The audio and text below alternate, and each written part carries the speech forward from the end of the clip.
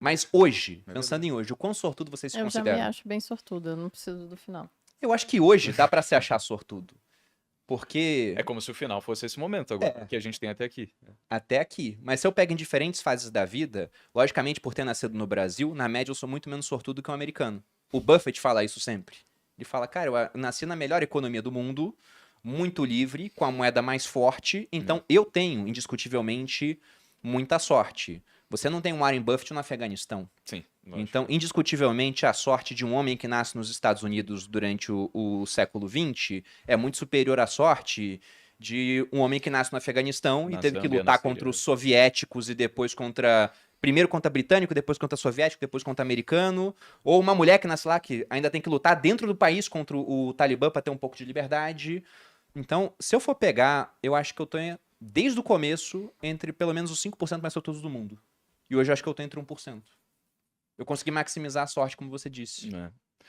Olha, olhando em retrospecto, é, acho que é inevitável considerar a sorte. Por exemplo, eu vim de uma família de classe média apertada, morava na Tijuca, lá do Rio de Janeiro. Minha mãe é funcionária pública. E minha Meu namorada de pai, lá. é, meu pai era engenheiro da SEDAI, né? Isso depois dele ter sido demitido do metrô quando ele foi privatizado.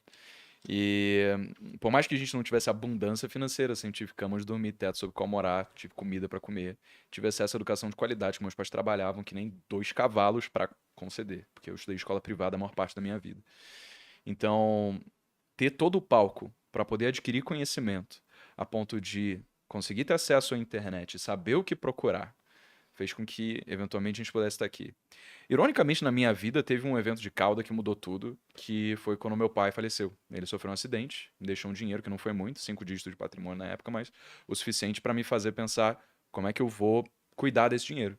E aí eu fui no YouTube, eventualmente, e encontrei o Thiago, encontrei você, encontrei o Serbase, pessoas que depois moldaram a minha cabeça sobre, né, como que eu poderia fazer com que aquilo fosse a semente de um patrimônio que geraria renda passiva. E aí, posteriormente, isso veio a ser o meu trabalho e, bom, a gente está aqui também por conta desse evento de cauda, né? Então, Mas vamos colocar em termos de número. Quando você era criança, com seus pais, morando na Tijuca, pensando no universo do Brasil, você estava entre o quê? Os 20% mais sortudos? talvez 10? 10%, talvez 10%. eu acredito sim. Quando seu pai morreu, você acha que caiu pra onde? Eu não acho que caiu. Eu Continuou acho nos que 10. continuou nos 10, é. Porque eu acho que, assim, se você considerar como se aquele momento fosse o fim, então naquele momento, óbvio que pra mim eu É. seria a pessoa mais zarada do mundo. Mas se considerar, por exemplo, o quanto de pessoas a gente fala no mundo hoje, sabe? E foi o melhor mês que a gente teve aqui da Joyce foi em novembro do ano passado. Foram 8 milhões de pessoas que acessaram o canal. Às vezes as pessoas elas puderam começar a investir, ou então começar um negócio, ou então ter algum benefício com isso que é, aconteceu, sabe? Então, sabe, hoje a consequência desse trabalho, que começou a partir de uma tragédia, a consequência do trabalho é muito positiva. Então, eu diria que hoje eu tô também topo, talvez 0, talvez Não, alguns por cento, hoje é entendeu? 0, alguma É. coisa. Pensando em Brasil, é 0, alguma coisa. Mas eu fiz essa pergunta de se você acha que você caiu, porque hoje eu considero que eu tô em menos de 1% dos mais sortudos Uhum. do Brasil. Muito menos. Só que com 3 anos de idade eu queimei quase meu corpo inteiro. Eu apareci sem camisa no Réveillon, numa foto, o pessoal viu uma cicatriz que eu tenho na barriga, eu tenho uma cicatriz na mão. Eu queimei quase o meu corpo inteiro, eu era canhoto, eu não pude usar minha mão esquerda durante um tempão, tive que aprender a escrever com a mão direita, eu não aprendi. Eu escrevo muito mal com Com ambas as as mãos. duas, é. Então, naquele momento, onde eu não podia deitar no lençol normal, que meu corpo grudava, onde a minha mãe teve que proibir visita de criança da minha escola pra me ver, porque as mães falavam baixinho no ouvido das outras crianças, é isso que acontece quando brinca com fogo, eu devia estar entre um grupo muito seleto de pessoas extremamente azaradas. Uhum. Só que é incrível como é volátil, né? E hoje eu tô no 1%, se eu não fizer nenhuma besteira, não tem como cair mais desse grupo. Sim. Desde que você invista seu patrimônio corretamente e não corra risco demais por conta de eventos de cauda. Isso que eu Uhum. perguntei. E no teu caso, Leandro? Eu acho que eu sou a pessoa mais sortuda do universo. Sincero. Primeiro que eu venci a batalha genética, né? Meu Claro. espermatozoidezinho chegou lá, já era uma chance considerável de ficar pra Tinha trás. outros milhões ali, né? Tinha uma galera firme, firme. batalhei É com verdade. todos eles, foi uma luta em glória, mas cheguei até aqui. Assim, tenho 2 pernas, 2 braços, pra mim já é fantástico, uma cabeça pensante. E eu vim de, assim, eu tive uma origem muito Tive dois cenários na minha vida, né? Que chegou um ponto que meu pai estava com muito pouco dinheiro e ele chegou a morar no morro, lá em São Gonçalo e tudo mais. Eu lembro que eu passei, assisti o Penta cavando cisterna, porque não chegava água, né? Você tinha que captar água da chuva. Eu tava lá em dentro, eu tinha que sair pequenininho. Eu já era grandinho, né? Sempre fui grandinho, mas tinha que sair pequenininho de lá pra ver o gol e tudo mais. E de outro lado, minha mãe, ela era de classe média. E ela sempre teve na cabeça dela, olha, eu vou investir todo o dinheiro possível na sua educação. Então, meus primeiros anos foram em escola particular, primeiros anos mesmo, assim, alfabetização e tudo mais.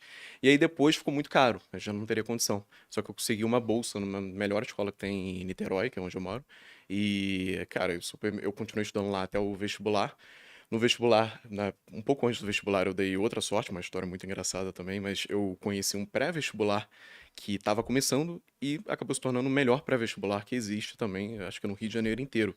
E aí, conversando com o dono dele, ele deixou eu estudar lá se eu trouxesse mais pessoas, então eu estudei praticamente de graça.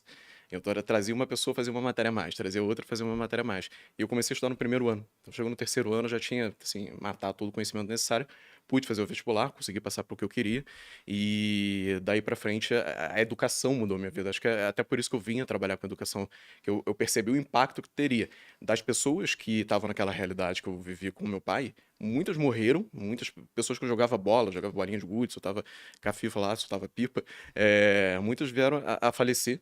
Muitas entraram no tráfico, muitas eu nem sei mais onde estão.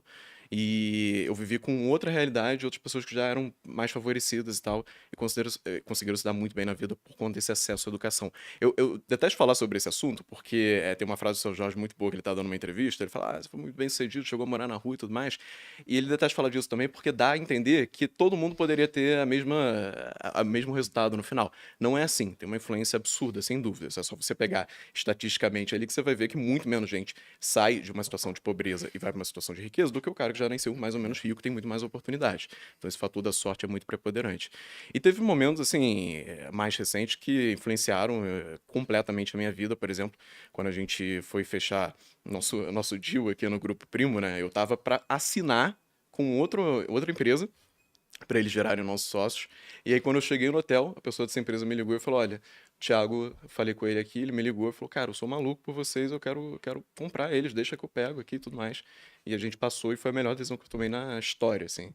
Porque hoje eu trabalho com um negócio que eu amo, com pessoas que eu amo, e, assim, para mim é o suficiente.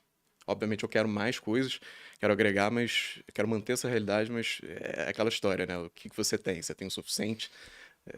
Chegar no suficiente é muito importante, senão você fica nessa busca eterna por algo a mais que nunca vai chegar.